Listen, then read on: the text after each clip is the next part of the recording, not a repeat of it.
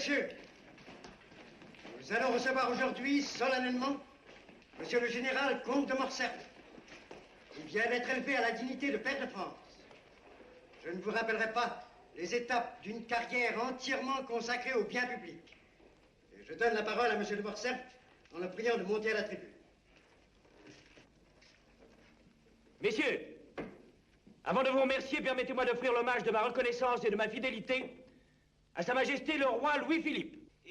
Debré, c'est vous qui faites le compte-rendu pour le National? Oui, 50 lignes. Qu'est-ce que vous crayonnez là? Madame de Morcerf écoutant le discours de son mari.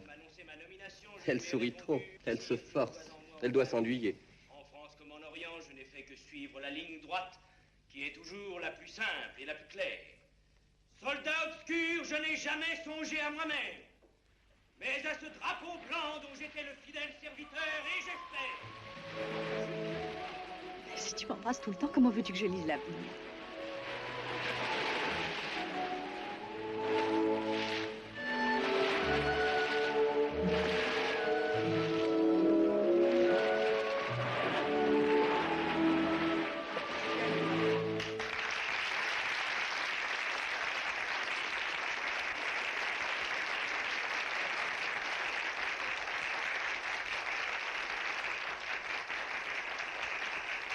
Maintenant, je me sauve. Vous allez ce soir au bal de l'opéra? Oui. Je veux même vous dire en quoi sera déguisée la belle Madame de Morcerf. Nous avons la même couturière. Oh, dites-le moi. C'est moi qui fais le compte-rendu du bal pour le National. En gitane.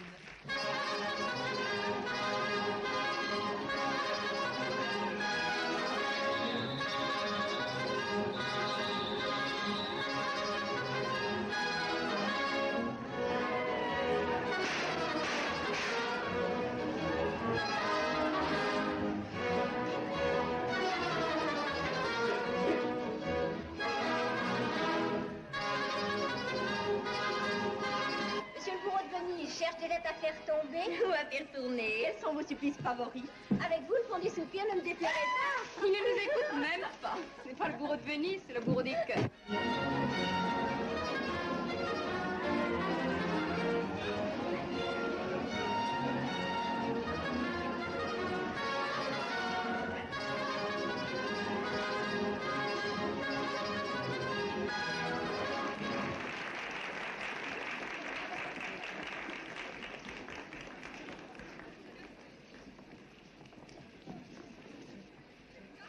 La belle gitane acceptera-t-elle de dire l'avenir au bourreau de Venise? L'avenir d'un bourreau, ça doit être passionnant à connaître. Voilà une main bien curieuse. Cette ligne toute droite. Vous devez avoir de la suite dans les idées. Je crois. Tiens, cette ligne transversale. Vous devez avoir quitté une femme qui vous aimait. Oui, peut-être. Vous la retrouverez? Oui. Pourtant, vous n'arriverez pas à la rejoindre complètement. J'ai l'impression d'avoir déjà vu cette main-là. Je ne vous ai jamais lu l'avenir. Si, peut-être. Quand? À vous de deviner, puisque vous savez lire l'avenir. Vous devez aussi savoir lire le passé. Vous êtes un homme redoutable. Vous avez bien choisi votre déguisement, monsieur le bourreau. Qui vous dit que c'est un déguisement? Je suis peut-être un vrai bourreau qui surveille ses futures victimes. Qui sont au bal? Peut-être. Je serais curieuse de les connaître. Rassurez-vous, belle gitane, vous les connaîtrez un jour. Qui êtes-vous? À quoi bon vous le dire?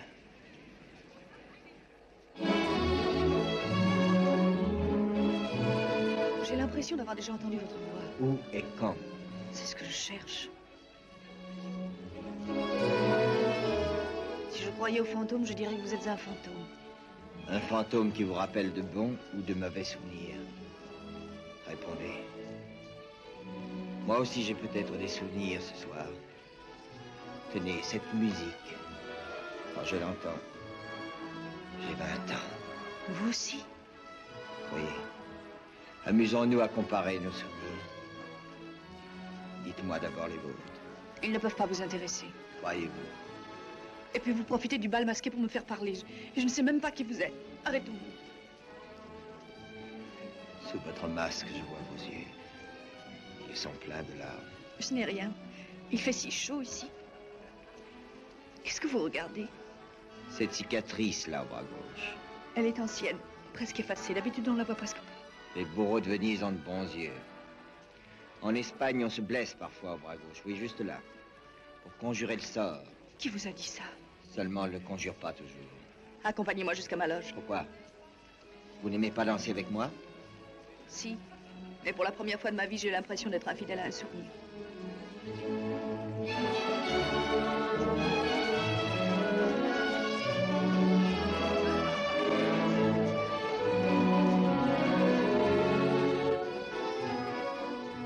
Je bois à votre succès d'aujourd'hui. J'espère que ce sera bientôt à votre tour d'être nommé à la Chambre des Pairs. Pourquoi souriez-vous? Je remonte à 20 ans en arrière. Oui. Que de chemin parcouru depuis Marseille. Et je vous dois beaucoup. Si, si. C'est grâce à vous que j'ai été nommé en Orient. À votre tour d'Orient, vous m'avez donné un sérieux coup de main. Vous voyez, nous sommes à égalité. Au fond, un petit groupe d'hommes qui conclurait un pacte d'alliance pourrait finir par conquérir le monde. À condition qu'ils soient unis les uns aux autres par...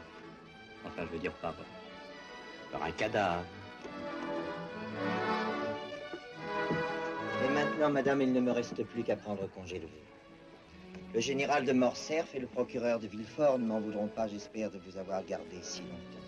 Comment avez-vous pu nous reconnaître? Le bourreau reconnaît tout le monde, puisque tout le monde, un jour ou l'autre, peut avoir affaire au bourreau. Eh bien, puisque vous connaissez nos noms, monsieur, dites-nous le vôtre. Impossible, un bourreau n'a pas de nom. Il n'est que la main droite du destin. Un bourreau est avant tout aux ordres de la justice, cher monsieur. Et je suis procureur du roi. Au-dessus de la justice du roi, il y a la justice de Dieu. Et je suis peut-être aux ordres de celle-là seulement. Vous êtes bien romantique, monsieur. Je parie que vous applaudissez au drame de monsieur Hugo. Je ne les déteste pas. Eh bien, nous ne nous rencontrerons certainement pas dans les mêmes théâtres. Le monde entier est un théâtre, monsieur. Et l'on ne choisit pas toujours la pièce dans laquelle on a son rôle à jouer. Nous nous rencontrerons donc si l'auteur le veut. Mes hommages, madame. Eh bien, ne vous inquiétez pas, nous partons. Mais je serai rentré avant le jour. Vous paraissez bien gai, mon garçon. Nous allons de la cloche. Vous verrez, la réputation des Bouches est très surfaite. On n'y court plus aucun danger. Bientôt, on y promènera des étrangers qui paieront à l'entrée, comme dans les musées. Tiens, il y a encore des gars de la haute qui viennent ici pour se foutre de nous. Oui, c'est très pittoresque. On est tout de même venu ici qu'à l'opéra, mon cher. Moi, les ducs et les marquis, j'en ai soupé. J'aime les gens simples. Alors, les enfants, vous buvez un coup de rouge avec nous? Non, il est 5 heures du matin, la frime pour les caves et les parties. Maintenant, c'est des vrais. Des vrais quoi? On t'a dit que c'est des vrais. Et puis on vous conseille de gueuler un peu moins fort. Oh non, on n'est pas venu ici pour vous vexer. Patron, du champagne pour tout le monde. T'as des sous au moins? À cette heure-ci, on paye d'avance. Bien sûr, j'ai pris mes précautions. Il a pris ses précautions. Allez, monte les sous. Albert, on ferait mieux de s'en aller. Ici, on rentre quand on veut. Mais pour sortir, c'est plus difficile. Nous ne faisons que passer, nous cherchions quelqu'un. Eh ben moi, quand on me cherche, on me trouve. Mais ce n'est pas vous qu'on cherchait. Mais c'est moi que vous trouvez, ça revient au même. Alors on veut visiter les bas-fonds, hein? Et puis au petit jour, on retourne se plumer chez soi. Le larbin vous apporte le chocolat à midi. Laissez-nous passer. Essayez un peu.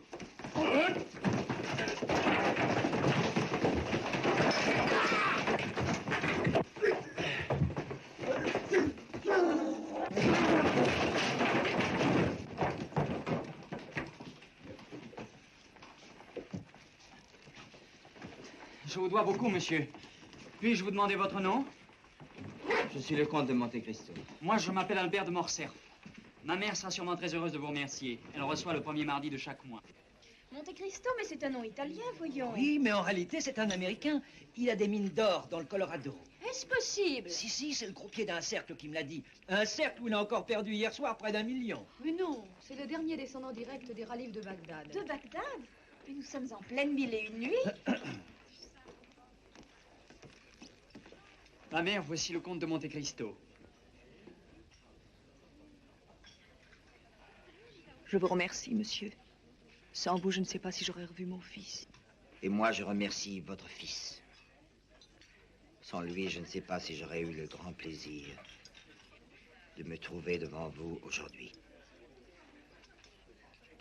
C'est un grand plaisir pour moi aussi. C'est une surprise. Tout Paris ne parle que du comte de Monte Cristo. Oui, on s'interroge sur ce personnage bizarre. On voudrait savoir d'où il vient, s'il a été marié ou fiancé. Bien sûr. Mais que vous importe à vous? Quand on est heureux et riche, on oublie facilement le passé. On le voudrait, mais on ne peut pas toujours. Albert, vous devriez vous occuper de nos invités. Moi, je vais faire visiter la serre à monsieur de Monte Cristo.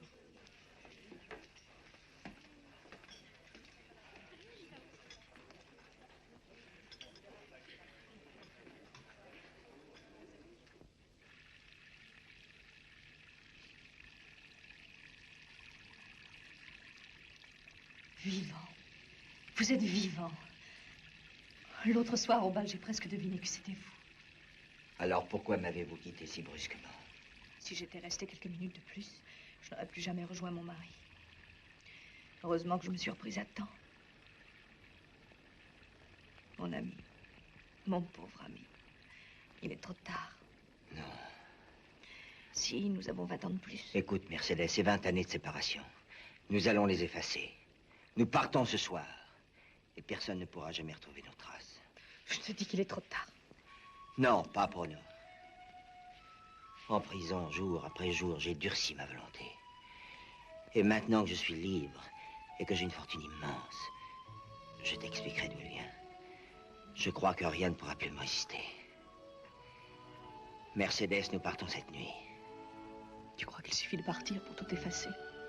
Ce serait trop beau. Mais qu'est-ce qui te retient? J'ai un fils. Oui, vous avez oublié ce détail. Vous le voyez demain matin, pendant que sa mère s'est enfuie avec un amant. D'ailleurs, il doit s'étonner de ne pas nous voir revenir au salon. J'entends déjà les réflexions de nos invités. Tes invités, ton salon, ton fils. J'ai l'impression d'être un étranger devant toi. Est-ce ma faute s'ils t'ont fait passer pour mort, pour fusiller? Ce mensonge, qui avait intérêt à le faire? Tu as compris maintenant. Oui, mais je ne peux pas quitter mon mari. J'étais pourtant décidé à oublier nos malheurs. Vous ne l'avez pas permis, tant pis pour ceux qui les ont causés. Non, je ne veux plus écouter ce que vous dites. C'est vous qui l'aurez voulu.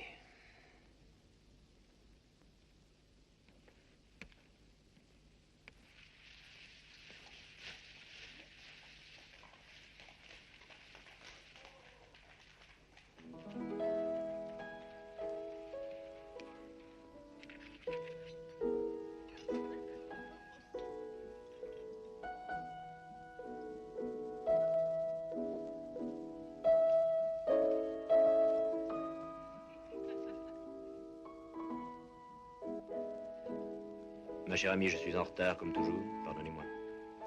Albert m'a dit que le comte de Monte Cristo était venu.